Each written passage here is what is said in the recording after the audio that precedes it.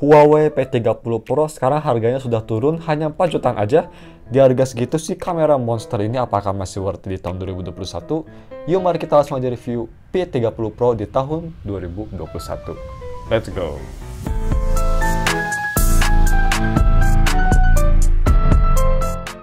Halo guys, nama gue Stam dari Steph Tech dan mari kita langsung aja review si Huawei P30 Pro di tahun 2021.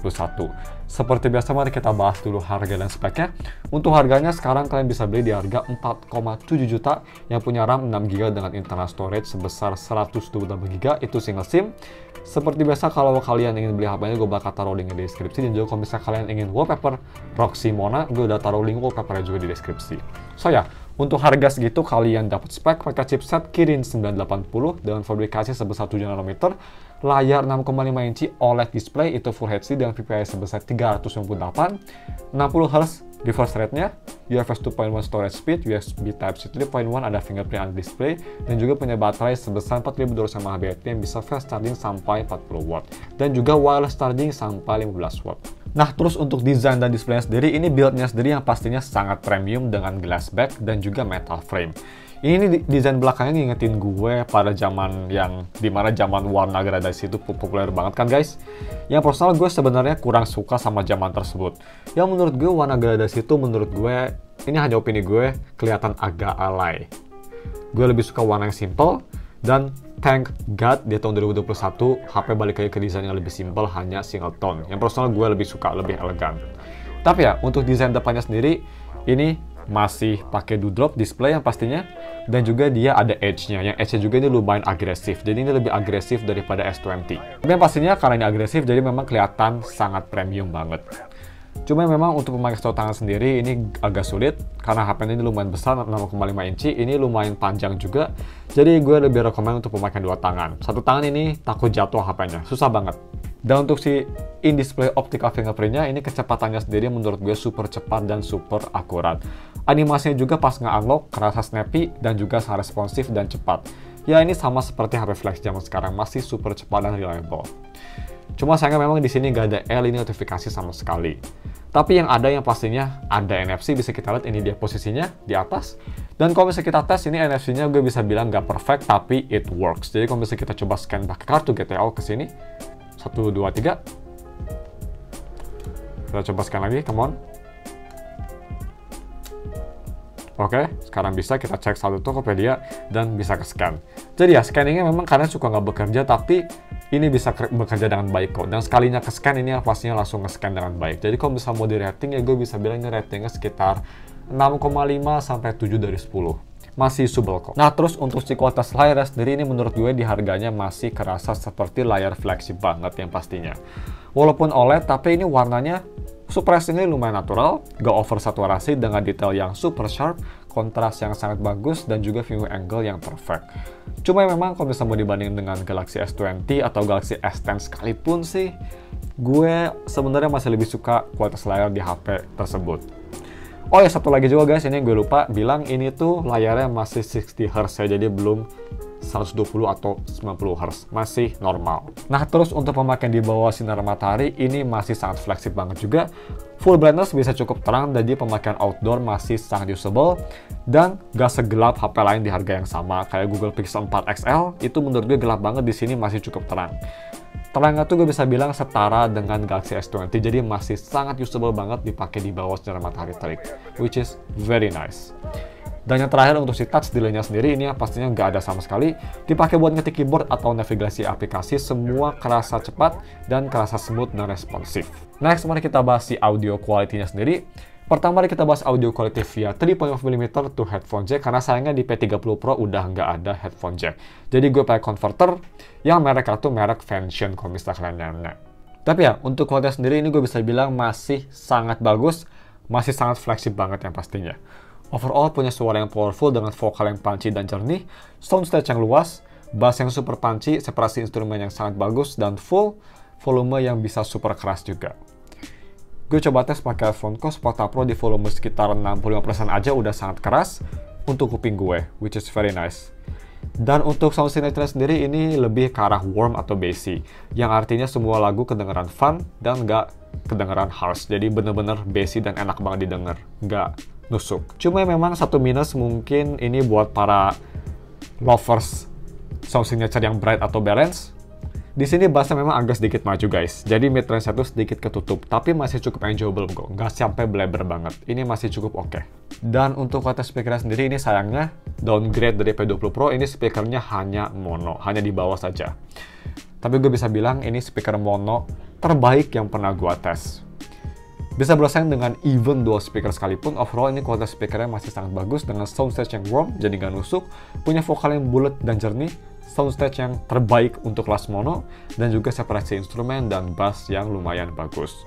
Terus juga ini punya full volume yang bisa super keras tanpa adanya distorsi. Ya biasanya gue nggak denger di sekitar volume 75% aja udah cukup keras menurut gue. Very nice, ini dia sampel speaker testnya. Gue rekomen kalian pakai headphone biar bisa ngedengerin bedanya lebih detail. Check it out guys. Next one.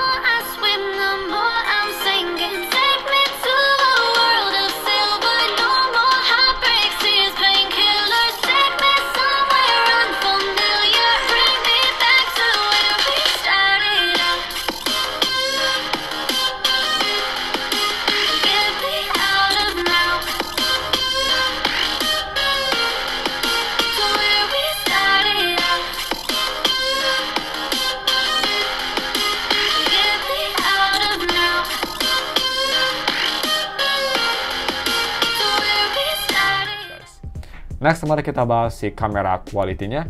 So, kamera belakang ini triple kamera, salah satu selling point dari HP ini. Main kameranya punya megapiksel sebesar 40 megapiksel f1.6 yang udah ada optical image stabilization. Kamera kedua 8 megapiksel f3.4, ini tuh periscope bisa sampai 5 kali optical zoom. Dan kamera terakhir ini 20 megapiksel f2.2, itu kamera ultra wide. Dan untuk kamera depan ini 32 megapiksel f2.0 yang bisa nge-record video sampai resolusi 1080p di fps 30. Dan untuk atas foto ketiga kamera belakang ini pastinya masih sangat bagus dan bisa bersaing even dengan HP flagship zaman sekarang sekalipun. Tiga kamera punya detail yang super sharp dengan kontras yang sangat bagus dan juga dynamic range yang bagus. Overall gambar kelihatan clear dan hidup banget. Gue terutama suka banget sama si telefotonya, si periskopnya yang bisa nge-zoom sampai 5 kali, jadi bisa nge-capture objek jauh lebih dekat. Cuma memang ini bisa kita lihat guys, temperatur warnanya ini terutama dari kamera ultrawide, for some reason dia beda sendiri. Ultrawide kelihatan lebih cool, sedangkan si kamera main dan kamera periscope itu kelihatan lebih warm. Tapi itu cuma small nitpick kok. Overall kualitas kamera untuk harganya ini menurut gue the best, lebih baik daripada S10 dan S20 sekalipun sih. Dan untuk foto wallnya juga ini pastinya one of the best, khas HP Huawei. Gambar kelihatan super terang dengan detail yang warna hidup. Cuma memang kalau misal ada lampu jalan guys, ini bisa kita lihat. For some reason, kalau ada lampu yang terang banget, itu jadi silau, jadi kayak ada glare gitu di fotonya. Ini mungkin gara-gara pantulan dari lensa atau pantulan dari body HP-nya gitu. Gue sih kurang tahu, tapi kalau misalnya kalian tahu kenapa alasannya dia kayak ada lens flare gitu, mungkin kalian bisa komen di bawah. Dan untuk selfie-nya juga ini nggak kalah bagusnya pastinya guys. Berkat megapiksel yang besar, bisa nge-produce detail yang super sharp dengan warna yang vibrant dan juga kontras yang baik. Cuma ya memang kalau foto selfie di background yang silau banget, bisa kita lihat tuh, kamera bakal struggle dan gambar jadi kurang bagus. Jadi bener-bener mencrong banget, gak kelihatan muka gue. Dan terakhir untuk si video recording, untuk kamera belakang ini bisa nge-decode sampai resolusi 4K 30 fps. So ya untuk sampel videonya gue bakal nge-decode pakai resolusi tersebut. Ini dia sampel videonya, check it out guys. Oke guys, ini dia video recording pakai resolusi 4K 30 fps. Dan guys, ini di Vivander ini hanya bisa nge-decode ternyata 10 menit untuk 4K, so limited sayangnya. Kita coba fokusin. Fokus, lumayan oke. Lumayan cepat bisa kita lihat fokusnya. Dynamic range. Dan kalian juga bisa nilai gimana kualitas audionya. Very nice. Next, mari kita bahas si gaming performance-nya. Dia itu pakai chipset Kirin 980 dengan fabrikasi sebesar 7 nanometer yang setara dengan Snapdragon 855. Cuma memang ini menurut gue performanya sendiri nggak sebagus Snapdragon 855 yang pastinya. Bisa kita lihat nih guys, gue coba tes main game Genshin Impact seperti biasa, game yang super berat banget. Di settingan semua low dengan frame rate 60, dapat performa FPS sekitar 30-35 FPS-an. Dan overall ini bisa kita lihat guys, sayangnya gameplay kelihatan kayak ada banyak lag dan stutter. Terutama kalau misalnya ada banyak skill dan elemental burst, ini kerasa bener-bener stutternya banyak banget. Tapi overall sih, masih cukup playable kalau misalnya kalian bisa nahan, dan juga HP-nya juga at least gak gampang panas. Baru sekitar 30 menitan HP baru kerasa panas dan ada thermal throttling. Dan memang performa thermal throttlingnya juga ini menurut gue kalau misal udah nge-trigger unbearable banget guys. Ini ngebuat gameplay jadi unplayable, banyak banget stutter dan gak responsif. So ya sih, overall gue kurang rekomen Kirin 980 P30 Pro untuk main game yang super berat kayak Genshin. Mungkin kalau kayak PUBG masih bisa lancar, tapi untuk main game berat kayak Genshin atau berat memori, gue kurang rekomen. Tapi kalau misalnya mau main game rhythm kayak Bandolis sih, ini gue bisa bilang masih sangat nyaman banget. Gue tes di difficulty yang paling tinggi, yang pastinya lagunya overall gue nggak ngerasa ada touch delay sama sekali. Ya mungkin ini ada sedikit audio delay, tapi nggak sampai ngebikin gameplaynya unplayable. So ya, ini memang nggak sebagus Apple atau Google yang pastinya, tapi menurut gue masih cukup enjoyable kok. Masih enak dimainin. Dan untuk si UI experience-nya, ini salah satu kelemahan besar menurut gue dari P30 Pro. Terutama ini unit Docomo gue guys, kalau misalnya kita mau ke settings, dan kita ke sistem, terus kita ke about phone, ini for some reason unit gue masih stuck di EMUI 9 yang berbasis Android 9 dan punya security patch di tahun 2020 bulan Juni. Kalau misalnya kita coba update juga, bisa kita lihat, boom, nggak ada update baru sayangnya. So ya, di GSM Arena, HP ini katanya bisa Android 10, tapi kayaknya unit gue stuck di Android 9 untuk Docomo, sayangnya. Yang ini menurut gue bisa jadi alasan kenapa kalian gak mau beli HP ini, karena rata-rata harga HP di sekitar 4,7-5 jutaan, semua HP bekasnya pada gue review di harga tersebut, semua udah bisa sampai Android 11, 12, atau at least Android 10. So ya, ini salah satu kelemahan yang lumayan besar sayangnya. Tapi ya untuk day-to-day usage sendiri, walau pakai EMUI yang tua, tapi gue bisa bilang masih sangat enak dipakai even dibanding dengan MIUI yang baru sekalipun. Overall navigasi OS dan aplikasi kerasa super smooth dan snappy layaknya HP flagship, dan juga multitasking masih kerasa sangat enak. Launching aplikasi juga kerasa cepat seperti HP flagship. Dan untuk sinyalnya banyak yang nanyain guys, bisa kita lihat kalau misalnya gue matiin wifi, ini sinyalnya lancar banget, gue dapat 4G Plus untuk Telkomsel. Nice. DRM-nya juga kalau misalnya kita mau ke DRM info, ini pastinya karena HP flagship bisa sampai Widefine L1. Jadi kalau mau nonton Netflix atau streaming service lain bisa sampai resolusi paling tinggi, dan juga udah support HDR10. Very nice.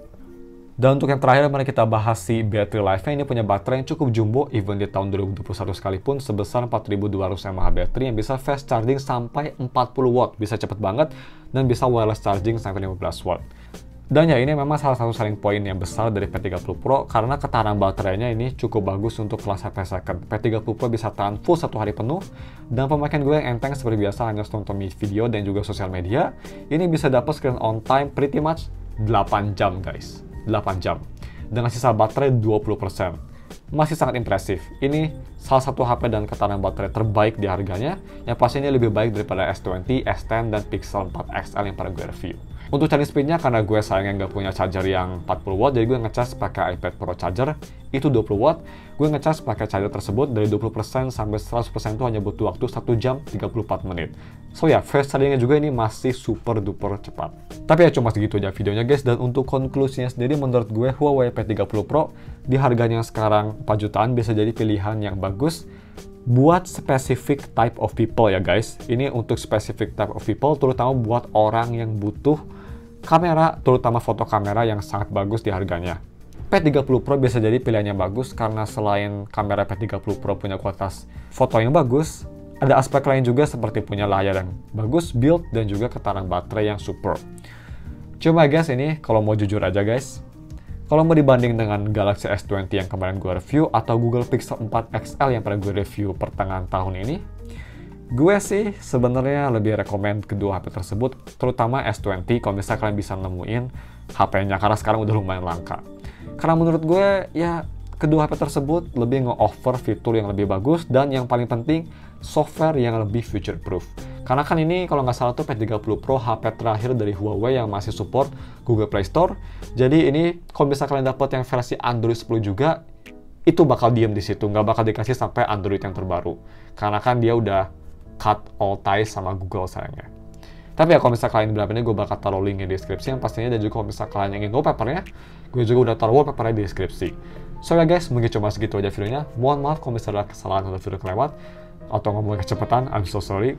Jangan lupa like dan subs, we'll see you in another video.